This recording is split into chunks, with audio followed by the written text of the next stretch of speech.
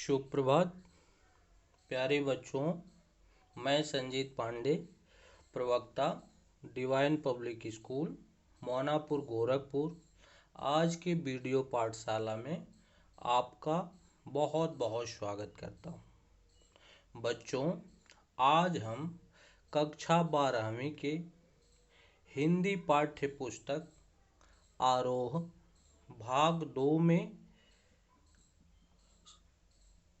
संकलित प्रथम अध्याय आत्म परिचय, जिसके कवि हरिवंश राय बच्चन जी हैं, का अध्ययन करेंगे। बच्चों, आइए सबसे पहले हम कवि का जीवन परिचय देखते हैं।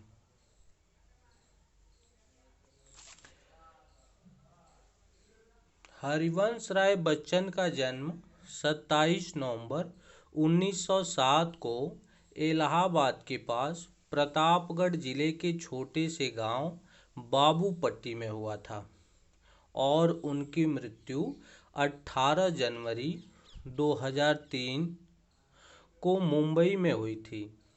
उनकी प्रारंभिक शिक्षा इलाहाबाद में हुई। कायस्थ पाठशाला में उर्दू की शिक्षा प्राप्त किए और बाद में उच्चतर शिक्षाओं के लिए अन्य विद्यालयों, महाविद्यालयों और विश्वविद्यालय में गए। उन्होंने अंग्रेजी साहित्य में विशेष योग्यता अर्जित किए और रिसर्च करने के लिए वे इंग्लैंड के कैम्ब्रिज विश्वविद्यालय में गए और वहां अंग्रेजी भाषा साहित्य पर शोध कार्य पूरा किया। इन्होंने अपने जीवन के प्रारंभिक वर्षों में युवा काल में मात्र 19 वर्ष की अवस्था में सन 1926 में श्यामा बच्चन से शादी कर ली। ये वैवाहिक जीवन कुछ दिनों तक आनंद पूर्वक व्यतीत हुआ। सन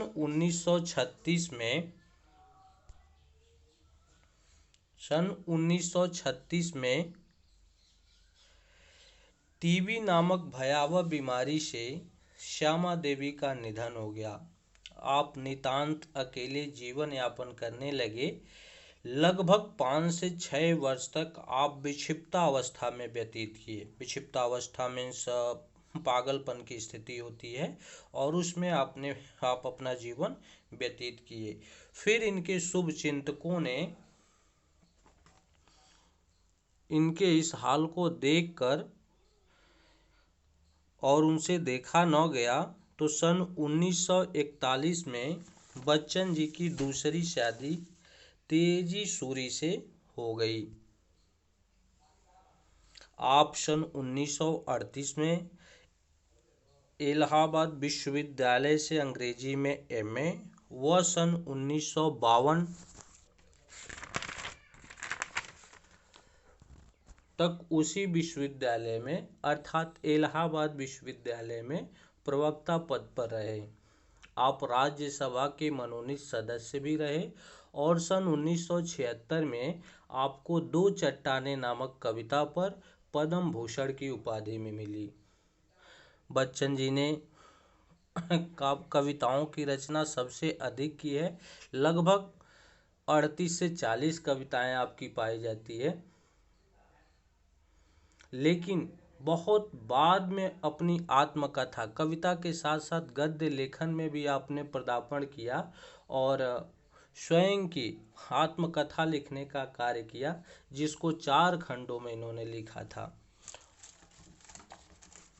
और जो गद्य अर्थात गद्य के जिस रूप को उन्होंने चुना था अपने उस आत्मकथा में, चारों आत्मकथाओं के क्रमवार नाम इस प्रकार हैं। पहला, क्या भूलूं क्या याद करूं। दूसरा, नीड़ का निर्माण फिर से। तीसरा, बसेरे से दूर। और चौथा, 10 द्वार से सोपान तक। 4 खंडों में आपने आत्मकथा लिखने का कार्य किया। और जो गद्य अर्थात उन्होंने जो गद्य रचा उसकी ऊंचाई उन्हें किसी भी दृष्टि से काव्य से कमतर या साहित्य जगत में कमतर नहीं देखा जा सकता है या आंका जा सकता है। उनके अंदर एक रवानी प्रभाव है और जिसे गद्य का सौंठव कहते हैं। रूहानी प्रभाव देखने को मिलता है और जिसे गद्य का सौंठव कहते हैं वह उनकी रचना में अपने सर्वोत्तम अर्थात सबसे उच्च शिखर पर प्राप्त होता है। आपकी एक रचना, अपने काव्य खंड की कई सारी रचनाएं आगे चल के उसका एक एक नामकरण भी करेंगे। तो आपने एक रचना मधुशाला नाम अर्थात मधुशाला लिखने का कार्य किया और बहुत ही चर्चित रचना हुई। मधुशाला के विषय में अगर हम आपको थोड़ा सा बताने का प्रयास करें तो मधुशाला का नाम लेते ही हमारे कानों में वह आवाज़ गूंजने लगती है जो कभी भारत के कवि सम्मेलनों की प्रधान आवाज़ बनी हुई थी, मुख्य बाणी बनी हुई थी। हरिवंश राय बच्चन अपने समय के सबसे लोकप्रिय कवि सम्मेलनों में पाठ करने वाले कवि के तौर पर पहचाने जाते हैं और उनसे बार बार मधुशाला के छंदों को सुनने के लिए गुजारिश की जाती है और वह उसके छंदों को सुनाते हुए खो जाते थे। उनकी कुछ पंक्तियों में हम ही उनके इस स्वरूप को देख सकते हैं या फिर मधुशाला की चंद रुबाइयाँ जो शुरुआत की है उसको हम शब्दबद्ध करने का कार्य करते हैं। तो कहते हैं कि पहले काव्य का जहाँ से इन्होंने शुरुआत किया था मधुशाला में, तो उसकी प्रथम पंक्ति कहते हैं कि मृदु भावों के अंगूरों की आज बना लाया हाला। गौर करिएगा, आप ध्यान से सुनिएगा कि मृदु भावों के अंगूरों की आज बना लाया हाला, प्रियतम अपने ही हाथों से आज पिलाऊंगा प्याला। पहले भोग लगा लूं तेरा फिर प्रसाद जग पाएगा, पहले भोग लगा लूं तेरा फिर प्रसाद जग पाएगा, सबसे पहले तेरा स्वागत करती मेरी मधुशाला। तो इस तरह देखते हैं कि उन्होंने इसकी शुरुआत की थी। मधुशाला में उमर खयाम का जो सूफी दर्शन है, जहाँ पर शराब की प्रशंसा, शराब मीन्स मदिरा, मदिरा मीन्स एक तरह का पेय पदार्थ जो हमें अपने वास्तविक स्थिति से परे कर देता है, मुक्त कर देता है, अर्थात एक दूसरे लोक में विचरण करने के लिए हमको मजबूर कर देता है। हम अपने होशो हवास को पूरी तरह से खो कर करके एक अचेतन अवस्था में पड़े रहते हैं, ऐसा एक पेय पदार्थ है। तो कहते हैं कि शराब की प्रशंसा अर्थात जो सूफी दर्शन है जहाँ पर शराब की प्रशंसा की जा रही है, मादकता का, खुमार का बहुत बेहतर तरीके से वहाँ पे चित्रण मिलता है उन कवियों में। लेकिन ये मादकता और शराब वो मादकता और शराब नहीं है जिसको हम अपने जनजीवन में देखते हैं और समझते हैं। यह तो आत्मा और परमात्मा के बीच में जो लगन है, जो भाव है, वह एक प्रकार का नशा है जो परमात्मा के प्राप्ति में सूफी संतों के मन में उत्पन्न होता है। वह शराब है, वह मदिरा है, उस नशे के वो आदि हैं, न कि जिस लौकिक जगत में आप जिसको अर्थात अपने भौतिक यथार्थ में जिसको आप देख रहे होते हैं, हमारे जन जीवन में जो घटित हो रहा होता है और उस नशे से पीड़ित व्यक्तियों को हम इधर उधर गिरते पड़ते बिखरते अपने घर परिवार के लोगों को गाली गलौज करते, डांटते पाटते मारते अपने समाज में देखते हैं, वो ये नहीं है। कबीरदास ने भी ऐसे पल को स्वीकार किया है और उन्होंने भी इसको पंक्तिबद्ध करने का कार्य किया है और कहा है कि हमन है इश्क मस्ताना, हमन को होशियारी क्या, अर्थात हम तो परमात्मा के इश्क में इस तरह खो गए हैं कि होश से साथ अब हमारा कोई संबंध ही नहीं, अर्थात होश के साथ अब हमारा कोई संबंध ही नहीं रहा। अर्थात हमने इस भौतिक संसार की समस्त चीज़ों को त्याग दिया है, परे हो गया है। अब कोई हमारे लिए यहाँ पे हमारे ऐशो आराम की वो सर्वोत्तम अर्थात हमारे शारीरिक सुख से सबसे चरमोत्कर्ष पर आनंद प्राप्त करने वाली कोई वस्तु भी रख दी जाए तो भी वो हमारे लिए परे, यानी हम उसका तरफ हमारी नज़र तक नहीं जाती है, क्योंकि मैंने ईश्वर का दर्शन कर लिया, ईश्वर को पा लिया है और सांसारिक बंधनों से हम मुक्त हो गए हैं। ऐसे सूफियों का भी दर्शन है। तो इस पाठ का सारांश है कि पाठ में वो कहने का कार्य करते हैं कि सबसे पहले किसी भी कविता को कविता के समझने से पहले कवि के विचारों, उसके भाव भूमि को जान लेते हैं, समझ लेते हैं, तो उनकी कविता समझने में बहुत आसानी होती है। हिंदी साहित्य में जब आधुनिक काल का आरंभ होता है, हिंदी साहित्य का इतिहास एक लिखा है विद्वानों ने। जैसे सबका समय होता है, सबकी एक अवधि होती है, आपके हमारे जन्म काल की एक निश्चित अवधि होती है। तो जो हम 50 60 70 80 100 वर्षों तक का जो हमारा समय था, हम जो देख पाते हैं, सुन पाते हैं, उसको कोई कोई अपनी डायरी विधा में वर्णित कर देता है, कोई कुछ। वैसे कवियों ने अपने अपने समयों को निर्धारण करने का कार्य किया और एक ग्रंथ लिखने का कार्य किया, जिसमें हिंदी साहित्य में जब एक आधुनिक काल आता है, लगभग 1900 के बाद का जो समय है वह आधुनिक काल के नाम से जाना जाता है। तो कहते हैं कि हिंदी साहित्य में जब आधुनिक काल का आरंभ होता है, तो उसमें हम देखते हैं कि छायावाद नाम का युग सामने आता है। 1918 से 1936 का जो समय था वो छायावाद युग कहा गया। और छायावाद उसके जो प्रथम कवि अर्थात 4 स्तंभ माने जाते हैं, वो जयशंकर प्रसाद हैं, सूर्यकांत त्रिपाठी निराला हैं, महादेवी वर्मा हैं और जयशंकर प्रसाद हैं, सुमित्रानंदन पंत जी हैं। 4 कवि उस छायावादी रूपी छत के पिलर हैं, खंबे हैं, इनके ऊपर उनका निर्धारण किया गया। तो इन कवियों कहते हैं कि छायावादी युग के कवियों में एक ऐसी चीज देखने को मिली कि कविता का एक ऐसा माध्यम देखने को मिला जो एक ही परिपाटी को अपना करके चल रहा था। जैसे छायावादी युग के कवियों में रोमानी कविता लिखी जाती थी, उनमें भावों का प्रयोग किया जाता था, कल्पनाओं का प्रयोग किया जाता था और संसार की वास्तविक और यथार्थ को काट कर अपने लिए केवल एक अपना काल्पनिक संसार है तथा उसी में रमे रहते थे। एक अपने स्वप्न का संसार, एक अपने वास्तविक जगत का संसार बनाते थे अपने कल्पना के सहारे और उसी में रमे रहते थे। और जो उस परिवेश में घटित होने वाली चीज़ें थी, प्रकृति आदि का वर्णन करते थे, जो उस परिवेश में जन जीवन की जो पीड़ा थी उसको इन्होंने अपना विषय या उस परिवेश के कवियों ने अपना विषय नहीं बनाया। ये बच्चन साहब को बात करती रही। यही कारण है कि हम छायावादी काव्य और कवियों में सामाजिक सरोकार नहीं देखते हैं, अर्थात लोगों के आम जन की जो पीड़ा होती है, दुख दर्द होता है, यातना होता है, आवश्यकता होती है, उस समय की जो परिस्थितियां होती है, इनका उसमें अभाव पाया जाता है।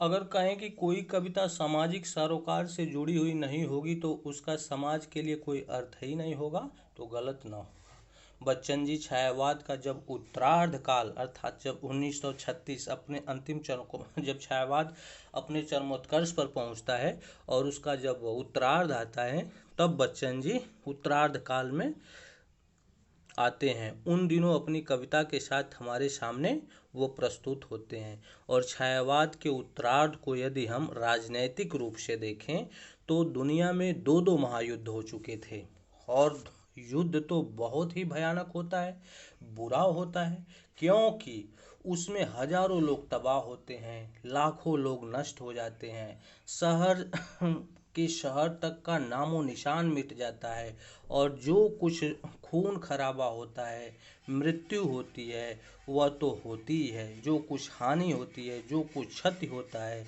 वो सब तो होता ही रहता है। लेकिन उसके कारण जो हताशा पैदा होती है वह मनुष्य के मन को बहुत लंबे समय तक पीड़ित करती रहती है। अपने उस यातना से वो उबर नहीं पाता है, निकल नहीं पाता है और वहाँ की आने वाली पीढ़ियों को इसका परिणाम भुगतना पड़ता है।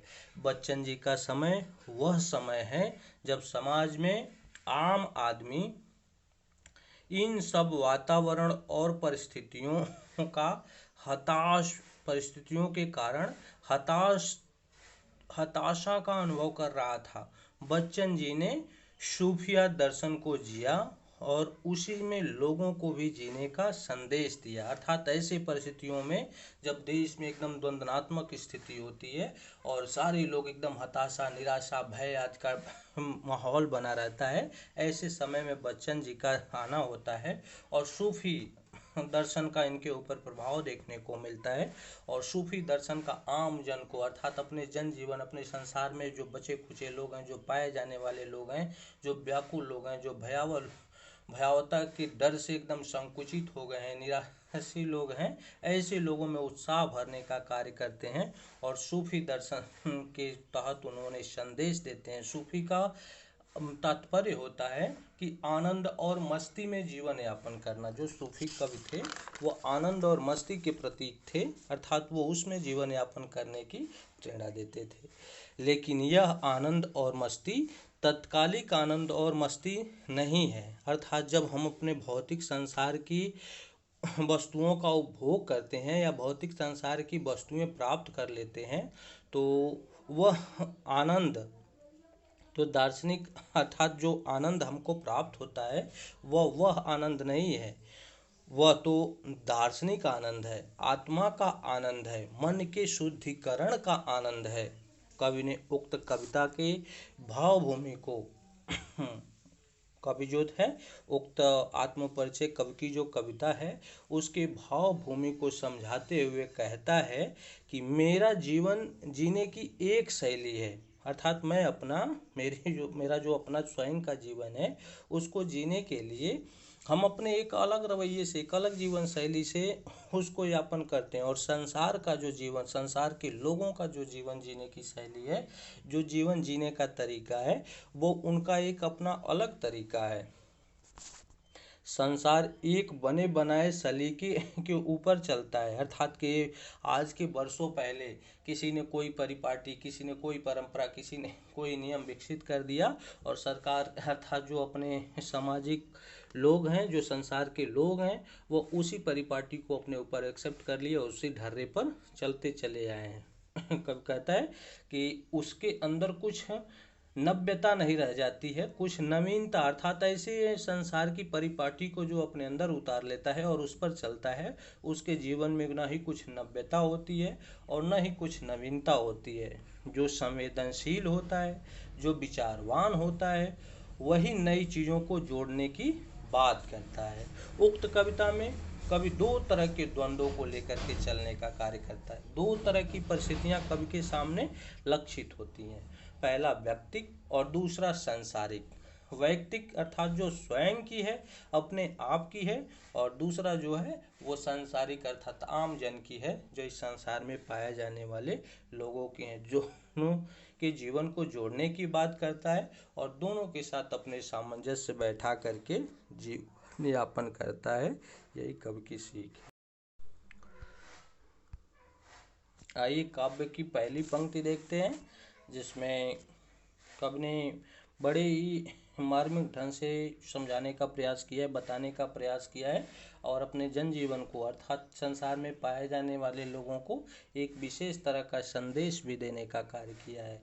तो पहली पंक्ति है काव्य का पहला पैराग्राफ है, पहली पंक्ति है कि मैं जग जीवन का भार लिए फिरता हूँ, फिर भी जीवन में प्यार लिए फिरता हूँ, कर दिया किसी ने झंकृत जिनको छूकर, मैं सांसों के दो तार लिए फिरता हूँ। कवि कहता है कि मैं जग जीवन का भार लिए फिरता हूँ, अर्थात कवि कहते हैं कि जो संसार का जीवन, संसार का जीवन से तात्पर्य है कि जो सांसारिक जीवन है, जो दूसरे प्रकार का जीवन है, वो मेरे लिए बोझ के समान है। अर्थात जो आपका जीवन होगा, आपका जीवन होगा, यहाँ जितने सारे लोग बैठे होंगे, हम समस्त का जो जीवन यापन करने का तौर तरीका होगा, सबका भिन्न भिन्न तरीके का होगा।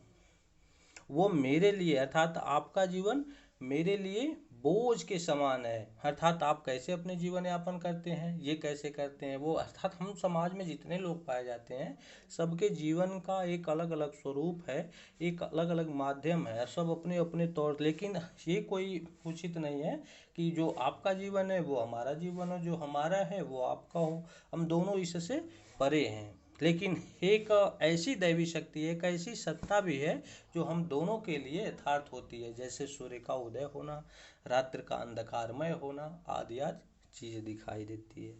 तो फिर कहते हैं कि मैं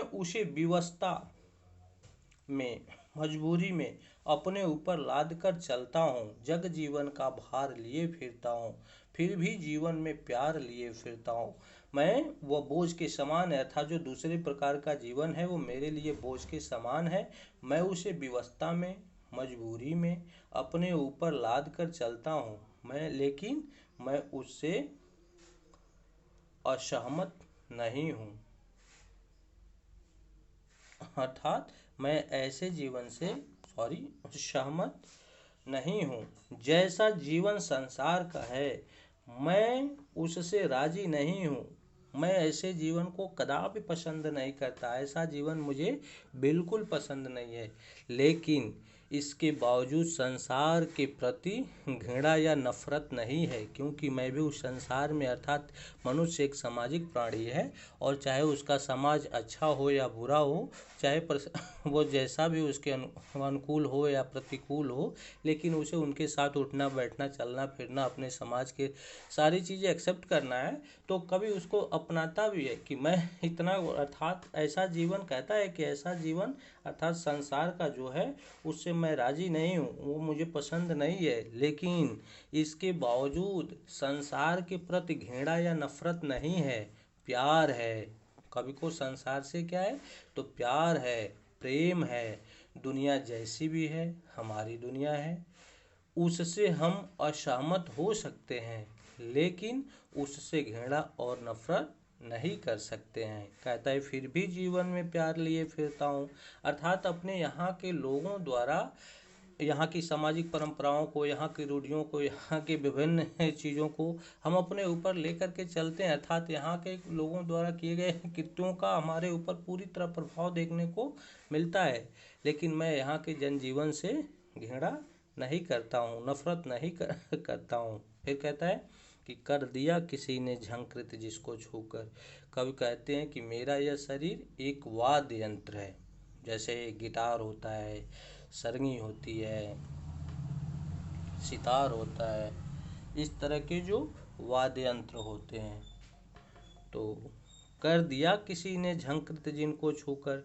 कवि कहते हैं कि मेरा यह शरीर एक वाद्य यंत्र है, जिसमें सांसें उसके तार के समान है। अर्थात जो जोगी बाबा का सरंगी आपने देखा होगा, और उनके हाथ में जो रहता है, उनके तारों पे जैसे एक हल्का था अपने हाथों से स्पर्श करेंगे तो आपसी गनगनाहट एक उत्पन्न होती है, एक गनगनाहट सुनाई देती है, उसमें कंपन होता है। वैसे कवि कहता है कि मेरा जो शरीर है, मेरी जो ये बॉडी है, वह एक वाद्य यंत्र है, अर्थात एक संगीत का यंत्र साधन है, एक संगीत है। और ये जिसमें सांसें उसके तारों के समान है, अर्थात गिटार, सरंगी, जो चीज़ विभिन्न ऐसी चीज़ें होती हैं जो तारों से ध्वनियाँ पैदा करने का कार्य करती हैं। तो कहता है कि मेरी जो सांसें हैं वे तार हैं, जैसे वीणा में तार होते हैं, सितारों में तार होते हैं, और उन तने हुए तारों को स्पर्श करने पर उनमें जो झंकार उत्पन्न होता है, संगीत के जो स्वर पैदा होते हैं, उसी प्रकार मेरे सांसों के जो तार हैं वे वाद्य यंत्र की तरह होते हैं, और उसे किसी ने अपनी प्रेम और अपनी संवेदना से स्पर्श करके झंकृत कर दिया है। जैसा कि मैं आपको बता दूं कि अपनी पत्नी के एक गए, इनका जब जीवन परिचय आप देख रहे होते हैं, उसमें इनकी शादियों की चर्चा होती है, और इनकी पहली पत्नी जो श्यामा बच्चन होती हैं, उनको ये बहुत लंबे वर्षों तक भुला नहीं पाते हैं, और न भुला पाने के कारण उनकी याद इनको अभी भी सताती है, सलाती है, और उसी को बार बार लेकर के लिखने का कार्य करते हैं, और अपना एक माध्यम अर्थात जीवन जीने का माध्यम भी उनको ही बनाते हैं। तो यहाँ कहते हैं कि वह जो वाद्य यंत्र की तरह होते हैं, और उससे किसी ने अपने प्रेम से, किसी ने अपनी संवेदना से स्पर्श कर दिया है, झंकृत कर दिया है, छू दिया है, और वह पुनः बच गया है, मैं पुनः से आनंदित हो गया हूँ, ऐसे कवि की विचार है। ठीक है बच्चों, धन्यवाद। मैं अपने पूरा दूसरे क्लास में, अर्थात अपने दूसरे व्याख्यान में, पार्ट 2 में फिर मिलते हैं जल्द। आज के लिए धन्यवाद।